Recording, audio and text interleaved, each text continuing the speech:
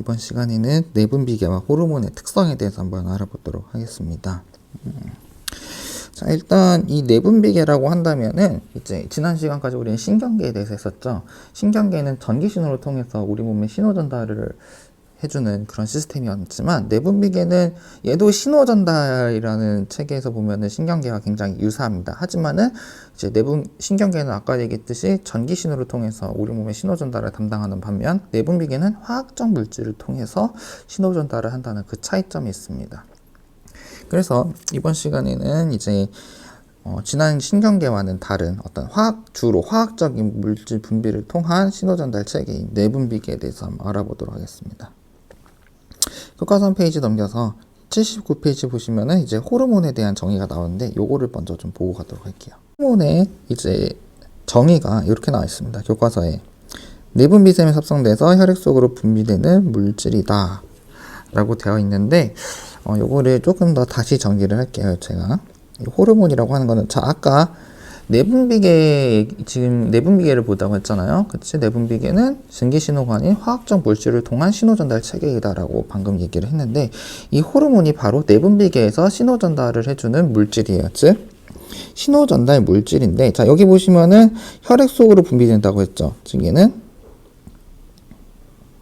혈액으로 분비되는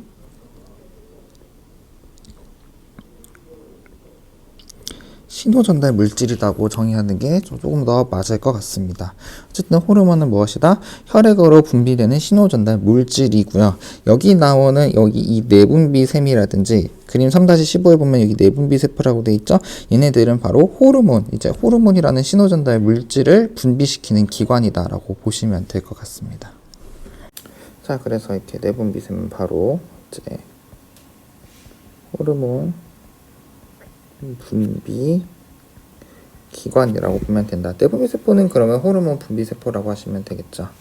자, 그런데 이 호르몬 같은 경우는 혈액으로 이제 분비를 한다고 했어요. 신호전달 물질이. 자, 그렇게 되면요, 혈액은 이제 온몸을 돌잖아요. 그쵸? 순환계를 통해서 온몸을 돌게 됩니다. 그럼 이 신호분자가 온몸의 세포에 다 적용이 되느냐? 그거는 아니에요. 여기 보시면요, 호르몬은 혈액을 통해 온몸에 분비되지만 특정 표적세포나 기관에만 작용하는 특이성이 있다라고 했죠. 바로 이제 특이성이 있다. 온몸을 통해 온몸으로 전달이 되지만 모든 세포, 온몸의 모든 기관과 세포에 전부 다 작용하는 게 아니라 특정 표적세포, 표적기관이 존재한다는 이야기입니다. 자, 왜 그러냐면은 바로 여기 있는 이 수용체의 존재 때문이에요. 여기 있는 수용체의 존재. 자, 화학적 신호전달에 있어서 수용체는 필수적입니다. 신경계에서도 봤었죠.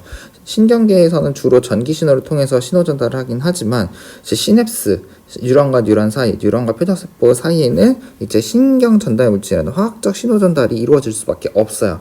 그래서 시냅스 후 뉴런, 또 표적세포 막에는 바로 뭐가 있다? 신경전달 물질 신호를 받을 수 있는 수용체가 존재한다라고 이야기를 했었죠.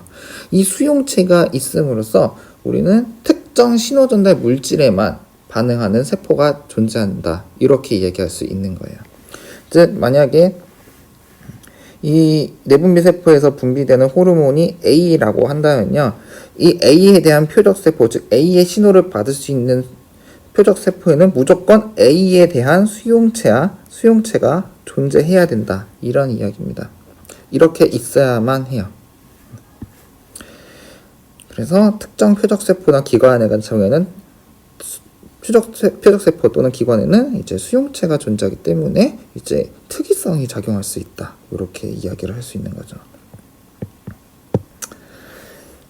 자, 그 다음에 그 얘기가 이제 여기 나와 있죠. 교과서 밑에 표적세포나 기관에 특정 호르몬만 결합할 수 있는 수용체가 있기 때문이다, 나와 있습니다. 자, 다음은 이제 그림 3-15를 보면서 내분비계와 신경계의 차이점을 조금 이제 이야기를 해볼까 합니다. 이제 신경계의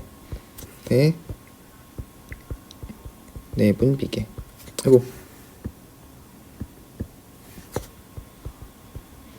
즉 호르몬에 대해서요.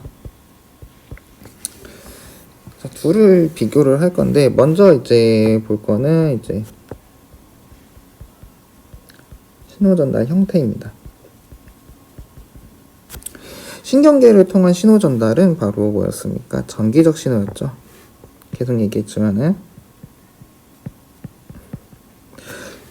전기적 신호를 통해서 갑니다. 물론 이제 시냅스를 통한 이제 신호전달은 화학적 신호전달이 이루어질 수밖에 없긴 하지만 그래도 주된 신호전달 형태는 전기 신호였어요. 이제 이온의 막투과로 인한 막전이의 변화, 그로 인한 전기 신호의 발생과 그게 전도되면서 이제 신호전달이 이루어지게 되는 것이죠. 그렇지만 내분비계 호르몬을 이용한 신호전달은 호르몬 자체가 신호전달 물질인데 얘는 이제 화학적 물질이잖아요. 그래서 내분비계를 통한 신호전달은 이제 화학적 신호전달이 될 수밖에 없습니다.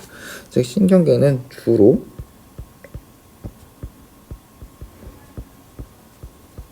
전기적 신호를 통해서 가고요. 내분비 같은 경우는요,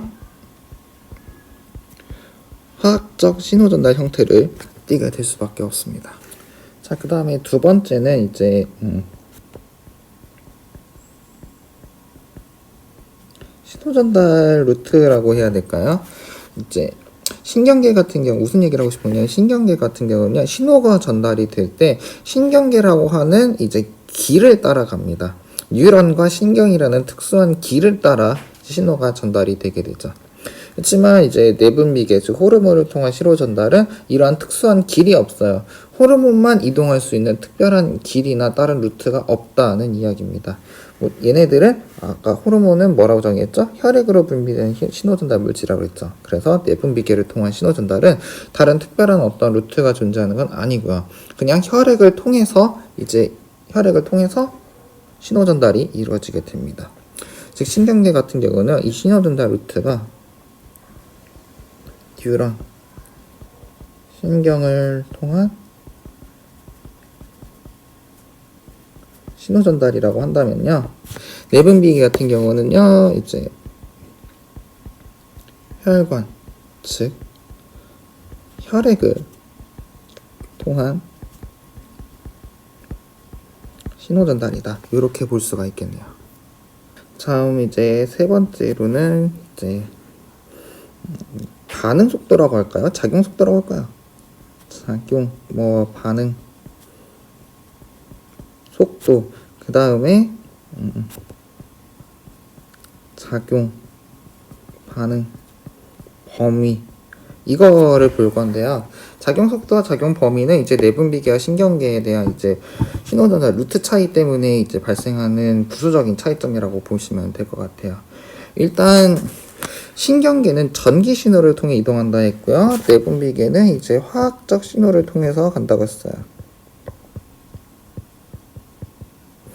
당연히 그러면은 전기 신호랑 화학적 확산 속도를 비교하자라고 한다면 당연히 전기 전도 속도가 빠를 수밖에 없어요. 즉 신경계는 속도가 빨라요.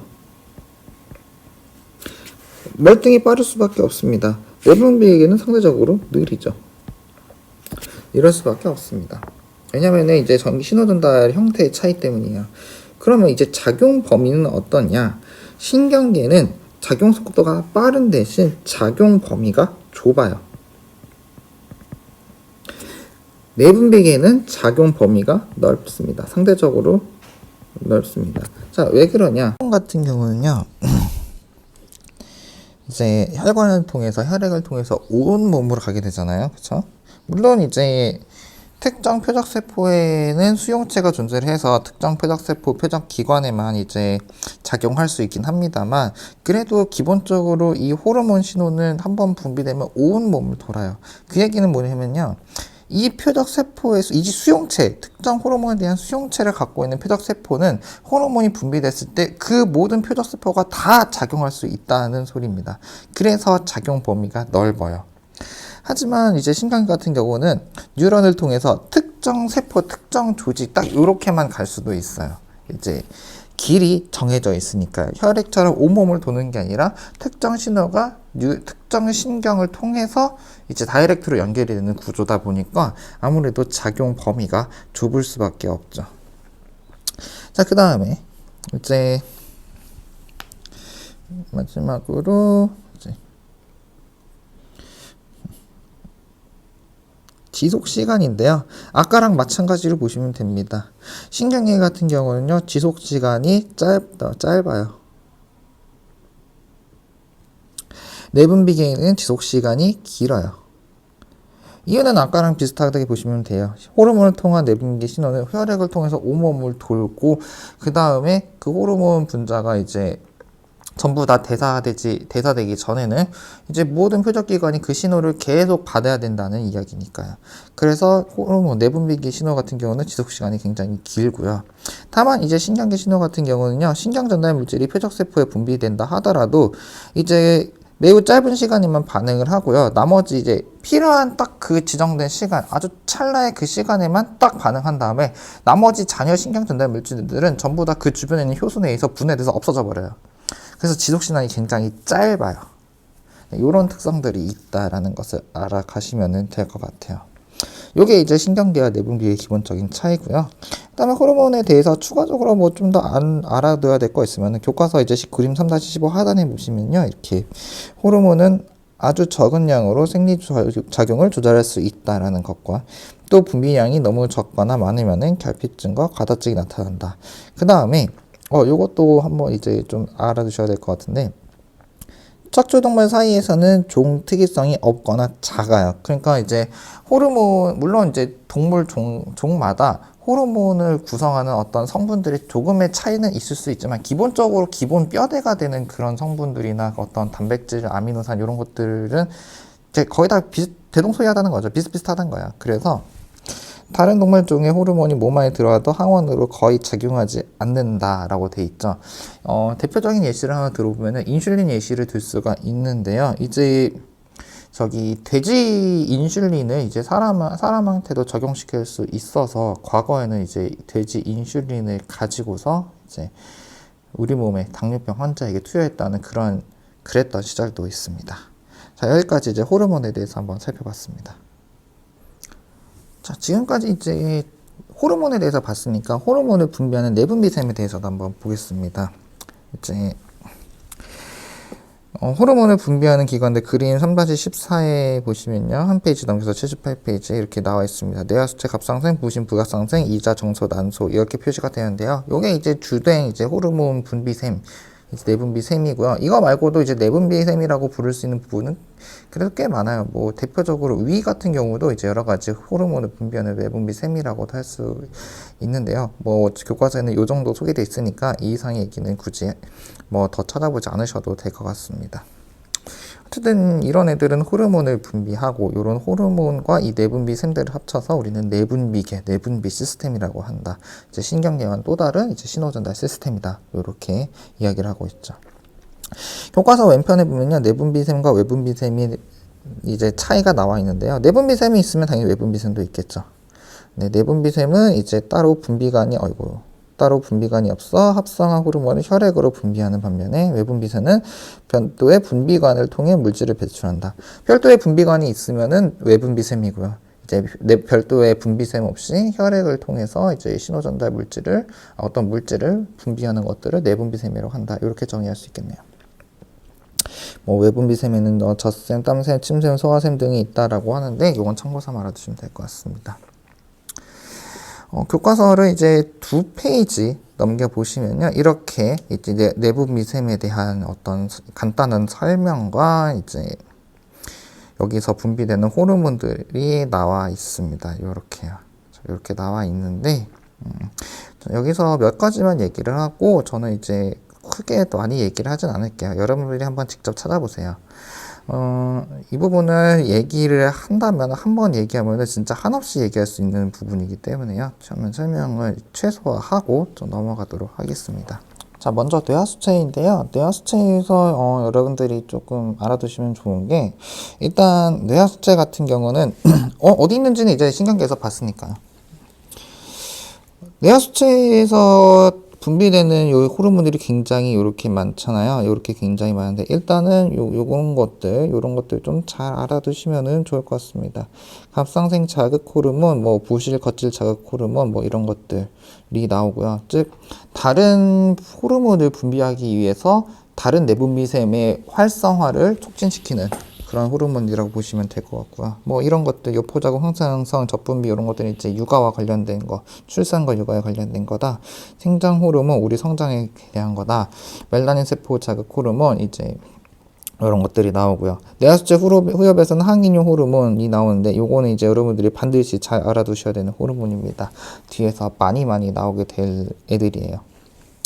어쨌든 이런 호르몬들이 굉장히 많이 분비가 되는 어떤 내분비계에서도 아마 가장 많은 호르몬의 분비를 담당하는 기관이 아닐까 싶은 게 바로 뇌하수체인데요. 뇌하수체에 대해서 좀 알아두셔야 되는 게 일단은 전엽과 후엽이 분리되어 있죠.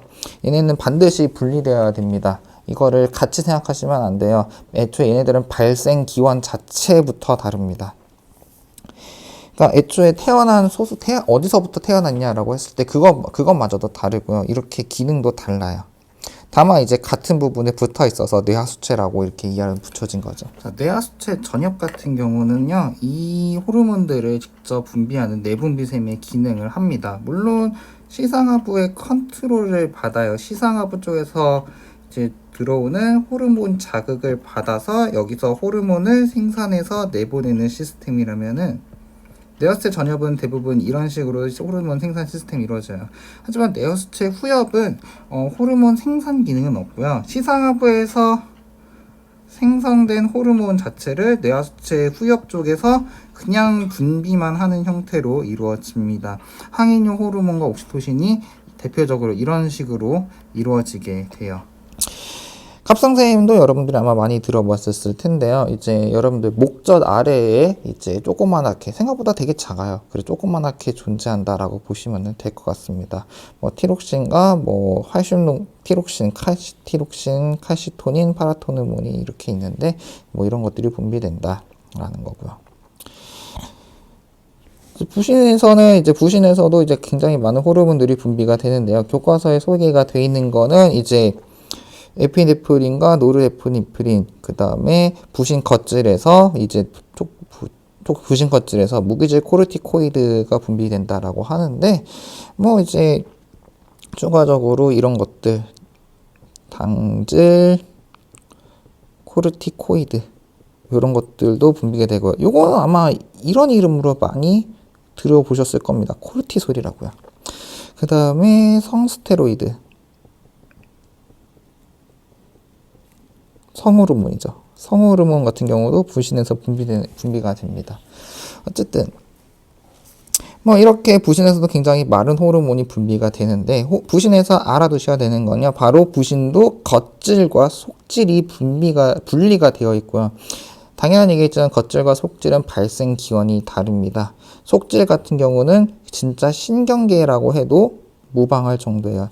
교감신경이 다이렉트로 연결이 되어 있고요. 이 속질에서 분비되는 호르몬도 에피네프린과 노르에피네프린, 익숙하시죠? 신경계에서 봤잖아요. 교감신경 말단에서 분비되는 애들이잖아요.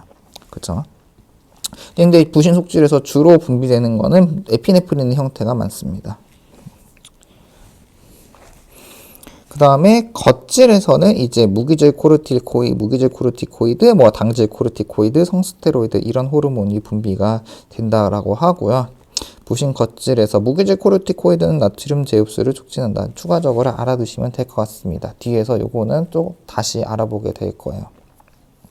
당질 코르티코이드 같은 경우는요, 저기 스트레스 반응에 관련된다라고 얘기가 나와 있고요. 부신 속질 에피네프린과 노르에피네프린 같은 경우도 이제 스트레스 반응과 관련해서 우리 몸의 교감신경 활성화랑 비슷한 어떤 우리 몸의 각성 상태를 이끈다라고 하죠. 그래서 에피네프린과 노르에피네프린은 우리 몸의 각성 상태를 유도한다 해서 이들로 인해서 발생하는 반응을 우리는 이렇게 불러요. Fight or Flight라고요. Fight or Flight. 즉 싸움 도피 반응이라고 하는 거죠. 이 싸울 때나 도망갈 때 이제 또 놀래거나 이럴 때 주로 나타나는 반응들이 이제 에피네프린과 노르에피네프린 이들로 인해서 발생된다 해서 이런 이름이 붙여졌고, 이들이 어떤 기능을 하느냐, 교감신경에서 봤던 거 그대로 생각하시면 될 것 같습니다. 그 다음에 이자 같은 경우, 마지막 이자를 보면요, 이자에서는 주로 혈당 조절하는 인슐린과 글루카곤이라는 애들이 분비가 되는데, 이제 이자는 어떤 소화기관이라고 하죠. 이제 여러 가지 소화 효소를 분비하는 기관이기도 하지만 동시에 내분비샘이에요. 근데 이들, 즉 소화가 관련되어 있는 영역과 이제 내분비와 관련된 영역이 이제 좀 분리되어 있는데, 이제 보시면은 여기 이자에는 알파 세포와 베타 세포가 있죠. 여기가 바로 내분비 세포예요. 이쪽 애들이. 이제 이자에 보면은 이자섬이란 데가 있고 여기 알파 세포와 베타 세포 이렇게 존재가 되어 있는데, 여기서만 특징적으로 이제 이쪽 세포들에서만 이제 특징적으로 호르몬들이 분비된다라고 하시면은 알아두시면 될 것 같습니다. 베타 세포에서 인슐린이 분비되고요. 알파 세포에서 글루카곤이 분비됩니다. 요거는 반드시 외워주셔요. 베타 세포에서 인슐린, 그리고 알파 세포에서 글루카곤, 요게 분비된다. 반드시 외워주시고요. 다른 호르몬들도 분비가 되지만 고등학교 과정에서는 뭐 두 가지를 얘기하고 있고요. 인슐린과 글루카곤은 앞에서 봤었죠. 이제 당뇨하면서 얘기했던 애들이기도 하고요. 또 뒤에서 혈당 조절이 어떻게 이루어지느냐에 대해서도 또 나오기 때문에 반드시 알아두셔야 되는 애들입니다. 자, 여기까지 해서 이제 호르몬의 내분비기에 대한 대략적인 얘기를 마친 것 같습니다. 자, 그럼 여기까지 해가지고 이제 내분비기에 대한 대략적인 얘기를 이제 마치도록 할게요. 생각보다 많이 얘기를 해서 저도 좀 놀랐네요. 네, 이번 차시 여기서 마무리하고요. 다음 차시에는 이제 제가 이제 고등학교 과정에서 나오는 어떤 내분비 샘과 이제 호르몬의 기능들에 대해서 정리한 파일을 올려놓을 테니까 다음 차시에서는 그 파일을 받아서 여러분들이 여기 공부하실 때 사용하시면 될 것 같습니다. 네, 이번 시간 여기서 마치도록 할게요. 여러분들 모두 고생하셨습니다.